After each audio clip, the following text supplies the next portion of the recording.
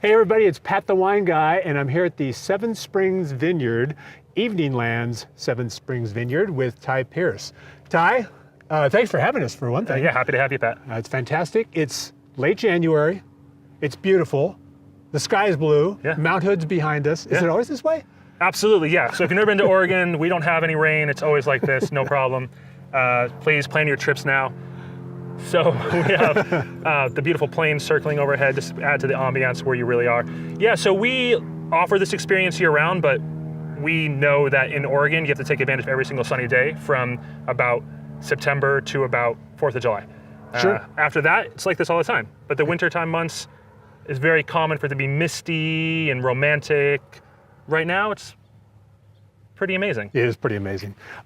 Right now, for the rest of us who are uneducated, we look out and we see vines and we don't see a lot else. So we don't see much going on. It looks very dormant. Yeah. But to you people who work in the business, you see a lot. Now what's going on out here right now? So right now is really actually a very active time in terms of vineyard management. If you look on this side of the property, there's all these vines are getting, their old shoots taken off and getting their new canes ready for the next vintage. That's a big part of it. Preparing the ground for any new plantings, that's a big part of it. And then in general, all the projects that you need to prepare any sort of agricultural land for the next harvest. So it's not necessarily the sexiest time of year, again, to those of us who are uneducated. However, it's a really critical time of year. Absolutely, yeah, very critical. I mean, everything now that happens is going to have a big impact on your next vintage. And so 2019 vintage is being, planned and prepped for right now.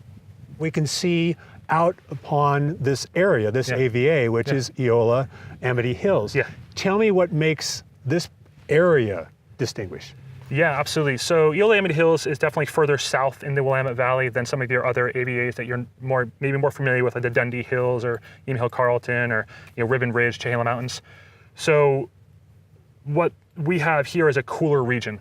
And a lot of that has to do with being cooler in that you are cool people, or absolutely. So we're hip. You're not only cool people, we're but hip. It's we're also fashionable. The temperature's a little lower. Absolutely, and also the temperatures are lower. So a lot of that has to do with the fact that we are exposed to what's called the Van Duzer corridor, which is a gap in the coast range. Right. And that allows cool breezes from the Pacific Ocean to come in and have a pretty nice impact on the climate, or you might even say the microclimate of the region.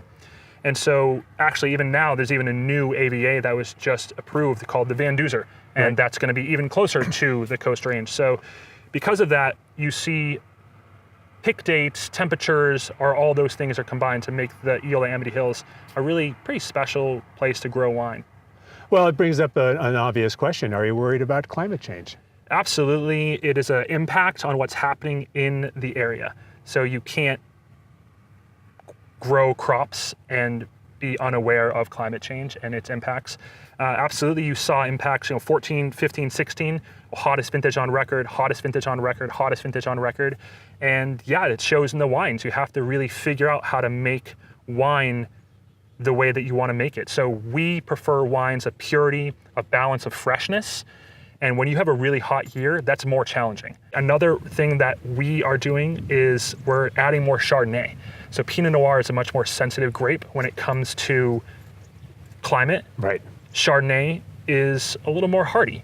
And so we feel like that's also a nice hedge on our part to have more Chardonnay available on the property. One, because we think it's going to be very successful in terms of people getting to know Oregon Chardonnay, and then two, it's going to be more flexible when it comes to hot temperatures, especially because this entire property is all dry farmed.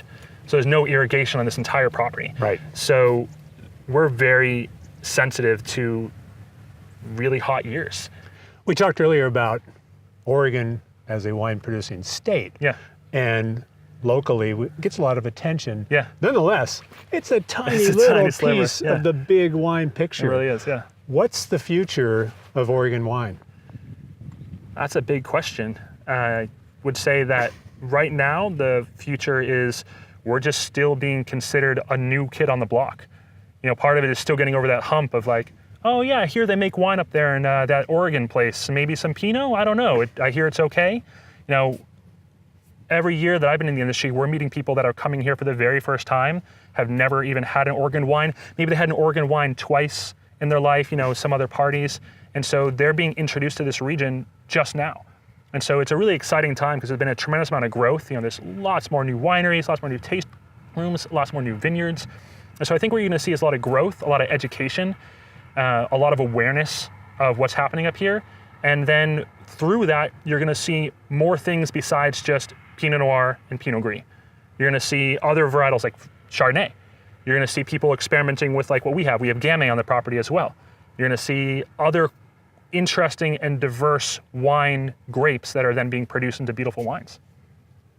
Ty, again, thanks for having us up here. Yeah, absolutely. Seven Springs Vineyard. Seven Springs Vineyard. Where it never rains. Absolutely. It's been a pleasure talking to you. Absolutely. Appreciate the expertise. Yeah, absolutely. And this has been Pat the Wine Guy, Evening Land, Seven Springs Vineyard. We'll see you next time.